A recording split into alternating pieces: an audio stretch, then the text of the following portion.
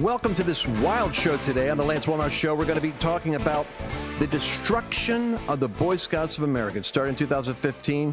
They've lost like a million of their kids, the young men. The left's goal was never to open up the Boy Scouts. It was to destroy the Boy Scouts, and they've succeeded in doing so. But what makes it even more troubling to me, in this segment, we're going to cover that. Biden, the latest on what's happening. I'm going to predict the trend line. It's going to be shocking in terms of what you're going to discover. I believe we're turning a corner in America because the truth is coming out like an avalanche. But this Boy Scouts thing is where I want to go right now, because I found out that the corporations are dominating the progressive boards that are destroying these organizations.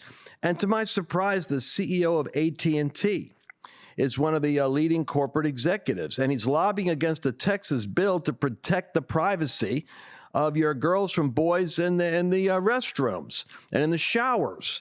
And for them to be meddling like that in Texas, protection of children, and pushing the agenda that they've got with the Boy Scouts, this kind of woke advocacy at the corporate level has got to have pushback. And the pushback that I'm going to recommend is you need to go with alternative business sources. So, for instance, My Patriot Mobile. Let's bring that back up there in the lower third so I can see it. patriotmobile.com/Lance.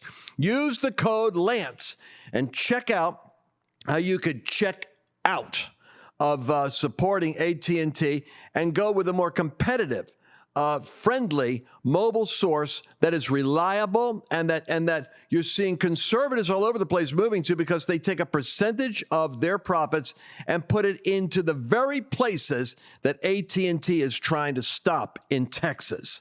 So stand in the battle. We're doing this in every field. We're finding our businesses that we can support and sending a message. And you're going to have peace of mind, because every time you pay that AT&T bill, you're paying for this guy to fight against you. patriotmobile.com/Lance. Get your discount. I'm just filling in here. I'm kind of like channeling my inner Rush Limbaugh, because I think he would be all over this story regarding the Boy Scouts of America. You know, in 2015, what they decided that they were going to go open it up to the homosexual boys in the Boy Scouts, kind of killing the whole idea of the wholesome fathers training their sons on how to be responsible, courageous, disciplined, character, developed young men. I myself was a Boy Scout, and it would be hard to imagine what it would be like having the Boy Scouts as the LGBTQ community space. This portion is too hot to handle for social media. Go to lancewallnau.com/podcast to listen to the entire show. You're going to start to see, and I believe we're seeing already, the resurgence. During the Trump era, when ISIS got taken out, remember Obama running around for oh my gosh, for 8 years feeding ISIS until you had destabilized the entire Middle East, and the United States did nothing. It's kind of like defunding the police. We just we had a military watching. And then like 4 months, Trump says, what do we got to do? Take out ISIS? Okay, do it. Take them out. Boom, done. No more ISIS. Remember, Obama was getting criticized, and he goes out there in front of the microphone and says, the U.S. military doesn't do pinpricks. Oh, yes, they do, under your leadership. Under your leadership, we had a Muslim surge, a wave of instability that rolled over Europe and redefined the cultural fault lines in Italy, France, Germany, and England. And then moving over to the Scandinavia countries, you got guys like Viktor Orban and some of the Eastern European folks that survived communism that said, we want borders. We want to preserve our culture. We want our families strong. We want to protect our kids against Western LGBTQ influence. So Viktor Orban becomes vilified in the West as a dictator. Why? Because he wasn't playing along with the globalist, perverse Marxist agenda, a weird synthesis of cultural Marxism. Because economic Marxism, in the true style of Stalin and Mao, would pit economic classes against each other. But you can't do that in America, where you have a middle class. So they have to attack all middle class values, including the flag, and the military, and the Boy Scouts, and patriotism. Well, you're going to start to see the cultural conflict, because if you're going to let Islam in Europe, and even in certain condensed areas, like in Michigan or in Brooklyn, and you start pushing aggressively your LGBTQ agenda, well, you're going to get pushed back, as they're doing in the school boards right now in Michigan. In the areas that are heavily Muslim, they don't want their boys and girls exposed to drag queen hour. That ain't going to go down with Islamic culture. But it didn't surprise me here when I read an article that a shirtless man pumping gas in Brooklyn was stabbed to death by offended Muslim stranger. Now, that's an interesting title in Yahoo News. And so we're getting a Yahoo News title. Let me tell you what it actually is. It was not a shirtless man. It was, I'm going to read you the story, and then you could tell me what you think was really going on. A shirtless man whose friend was dancing exuberantly as they pumped gas at a Brooklyn Mobil station was stabbed to death by a stranger who said the man's antics were offensive to the killer's Muslim faith. I think you're going to see more of this type of cultural. You're not going to get it from Christians. Christians are, by our design, we're a tolerant and forgiving people. We don't go to the violence end of the spectrum. But the mayhem started when the victim pulled up to the Mobil gas station on Coney Island Avenue, near Avenue P in Midwood, about 11:15 Saturday. He and his 4 friends are all shirtless in swim trunks, and on this hot day of the year, and a friend of the victim in small, tight trunks, what was described as underwear, began dancing. That's when a group of men exiting the Mobil station started harassing the 28-year-old victim, clad in pink swim trunks that were like underwear, and his pals, according to Samiullah, 32. They were saying, "We're Muslim. Don't do this in front of me." From that, I think it looks like a hate crime, said a witness. Nothing else was going on. They were just dancing. The guy was dancing in underwear, and the suspect was like, "Why are you dancing in your underwear?" Ullah says he believes the stabber was motivated by homophobia. Obviously, they are gay, and if they're dancing, what's the problem with that? One member of the victim's group walked up to the men, followed by 3 others. They exchanged heated words.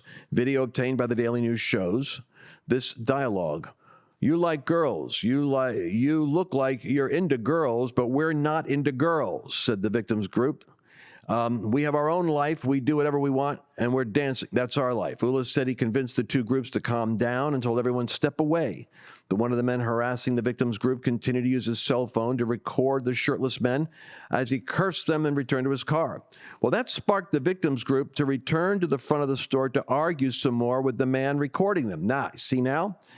Instead of driving away, they went to go argue with, I guess, the Muslim guy. Ullah urged that the men to cool down, and the man recording the victim walked off through the parking lot, but the victim chased after him. Catch this. The victim chased after him, pink underwear victim, whatever, and he chased after him, and he was stabbed by the man who had been recording. The video shows the stabbing happened in a split second. The shocked victim still on his feet. So a crowd gathered around, and medics rushed the victim, stabbed in the torso, and his name was not immediately released. The killer ran off on Coney Island Avenue, has not been caught. They believe the suspect and his friends frequent a smoke shop down the block, but cops went down to the smoke shop, and they said there's nobody here connected to that. But what you're seeing here is the clash of civilizations. This is what Samuel Huntington wrote about years ago. It's when you have incompatible ideological worldviews that are hitting each other. But what you'll see here is without the glue of civility, without the glue, if you don't mind me saying so, of Christian civilization, what you have is the insensitivity of one group pushing another group, the intolerance of the other group pushing back, and the inevitable collision of this clash is going to be, I think, amplified. You're going to see more of this in France, more of this in England. I believe it's because these ideologies are getting more aggressive, and you need to understand that this is all part of what the Apostle Paul talked about. Realize that in the last days, perilous times, difficult times are coming because men are going to be lovers of themselves rather than lovers of God, willing to exercise self-control. We're losing the ability to have self-control. We're becoming an intolerant culture that silences or destroys opposition. And I don't think it has to be that way. I think there's a better way. When we come back, we're going to talk some more. Be right back. Hey, let's take a moment right here and talk about something. You know, these programs are actually paid for by sponsors. And so the one thing that I always do is try to pick the sponsors that have the greatest value. Those are the ones that I myself believe in. Now, the Birch Gold Group is one of those key sponsors, and I'll tell you why. The economy is the area that I'm the most concerned about in terms of instability in the future. Do you know that right now, China and Russia and India is meeting with Saudi Arabians and South Africans to create an alternative economy, to basically crush the dollar? This is going to have a massive effect on the stock market, on real estate. It'll be a real shaking. But you don't have to be shaken, because there's a way you can protect your retirement, your 401ks, your IRAs, by connecting them in with gold. Gold is unique in history in that it's a place of stored value. In fact, those BRICS nations of Brazil and Russia, India and China, they're going to be backing themselves with, guess what? Gold. So be smart. I want you to go to lancewallnau.com/Birch and get a free information kit. Get knowledge, act quickly, don't wait. And they're going to be able to help you make a great decision on what to do. Remember, that information is free with no strings attached. Do it now, lancewallnau.com/Birch.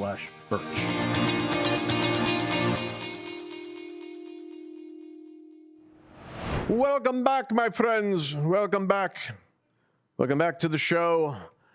You know, it's a shame I have to go down these rabbit trails of telling you the state of the situation as the glue of Christian civility and influence begins to erode in the public square. We find intolerance and aggression multiplying. But I am confident that there is a movement happening that's pushing against it. Remember, they could try to silence you, but there's so many of us to silence that they're just finding that we're just popping up someplace else. We're talking. They cannot silence the truth.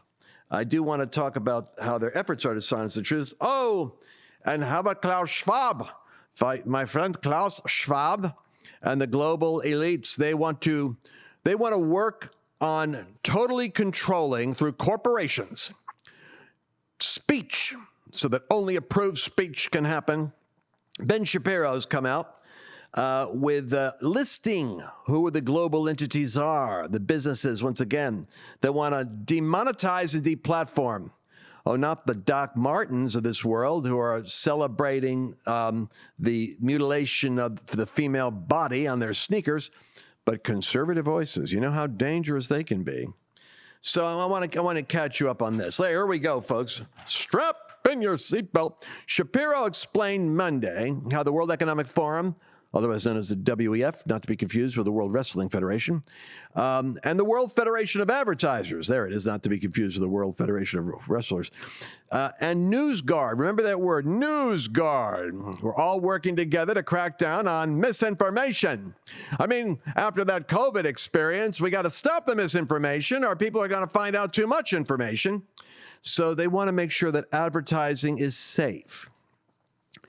So Shapiro has his Twitter. It used to be Twitter. Now we got to call it. What are we going to call it? An Xer? What's the adjective for a tweet? An X? I don't know if Elon's thought this one through. Anyway, hopefully Chelsea, our producer, can put this up for you in production. Here's how the World Economic Forum is quietly working to demonetize and deplatform right-of-center voices, using authoritarian tactics and hall monitor fact checkers. So the company's trying to control your mind. That's what they want to do. WFA represents 90% of global marketing communications. Oh, boy. Launched the Global Alliance for Responsible Media, GARM, the Global Alliance for Responsible Media. Actually, it's, I say that it's not a GRA. I think it's the Stop Hearing Unmanageable Technology Upsetting Propaganda, otherwise known as Shut Up. That's what they should call it. It's an unholy alliance between huge advertisers and social media companies like Google. Oh, well, there's something I didn't expect. And China's TikTok. Well, you see, we can get along with our neighbors. We are the world. If Google can work with China in order to suppress your speech, I guess Fauci can work with China on coming up with bioweapons. We got Meta, Facebook, also and Instagram, which we know from their advertising of Doc Martin. And even Twitter/X and Snapchat are in on this one. I'm sorry to hear that. I'm sure Elon will have a comment on that. It helps identify so-called misinformation that's inappropriate for advertising support, we're going to cut off your finances. We're going to cut off your voice. You're going to play ball with us. We're in control. Well, Jim Jordan, while we have a few, thank God, 1 or 2, this is why you've got to get Congress by even 8. I'm happy to have 8. We don't have a red wave, but we have a little pink drizzle. I'll grab it. Jim Jordan subpoenaed officials from GARM and the WFA, saying that the two appeared to be facilitating collusion.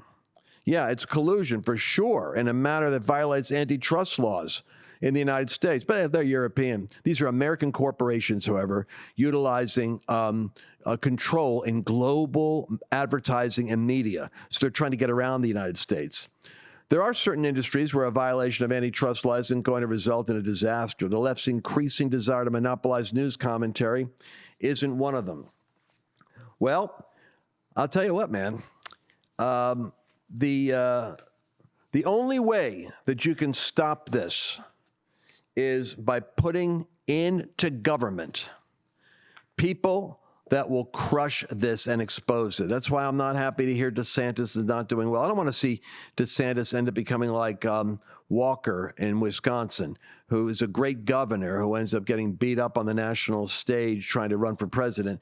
We want all the fighters we've got, frankly, to survive and go in.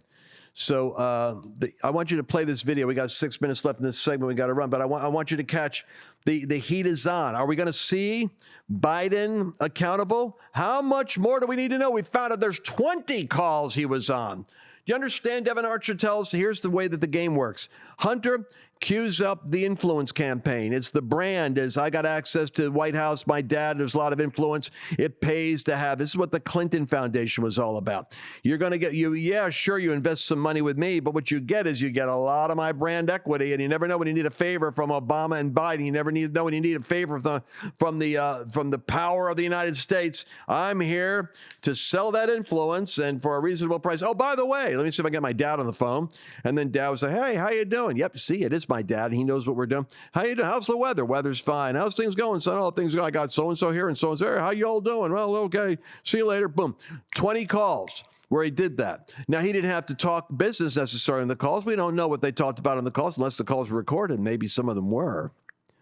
But we know that he was calling in order to provide the brand endorsement for his son, and he had to be by a phone because the son needed his dad to be ready to talk to seal the deal that the old man and I are connected.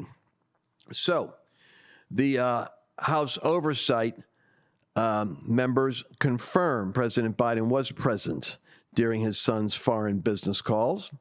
And so of course, the left is saying, yeah, but he didn't discuss business. No, I guess those 20 calls done with the business people present was just coincidental and just happened to catch my dad. But the Bidens were in the actual business of influence peddling. And when you speak to over 20 times while you're doing business deals and you're on the phone, it does make you wonder. By the way, we don't have any evidence that he didn't talk and have lunch and meet with these guys. And more information is going to keep coming out. Because the whistleblower that came out of the IRS says, and here's the news you didn't hear. He says, we were blocked from the Department of Justice, the DOJ. We were told, don't do any inquiry that is going to expose anything that has to do with dad or the president or the vice president. In other words, all your questions have to be along a certain linear line. You cannot go there. So the whistleblower from the IRS says, now subpoena all of the witnesses, not just Devin Archer. Bring the other ones in. Bring them in because we were not allowed to do our job. So now you've got to do yours. Well, you know, when Biden was confronted with this, of course, his strategy will fail. You know what his strategy is? It's Trump. Trump. Go after Trump, not me. Everyone hates Trump. Trump. Talk about Trump. Our plan is to bring up Trump. Watch this. Mr. Vice President, how many times have you ever spoken to your son about his overseas business dealings? I've never spoken to my son about his overseas business dealings. And so how do you know? Here's what I know. I know Trump deserves to be investigated.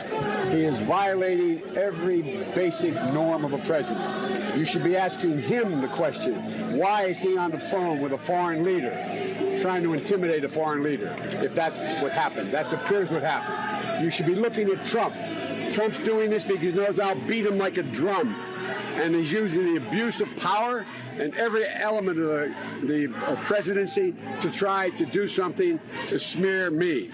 Everybody looked at this, and everybody's looked at it and said there's nothing there. Ask the right question. Okay, but if you've never spoken to your son, Will he be impeached for this?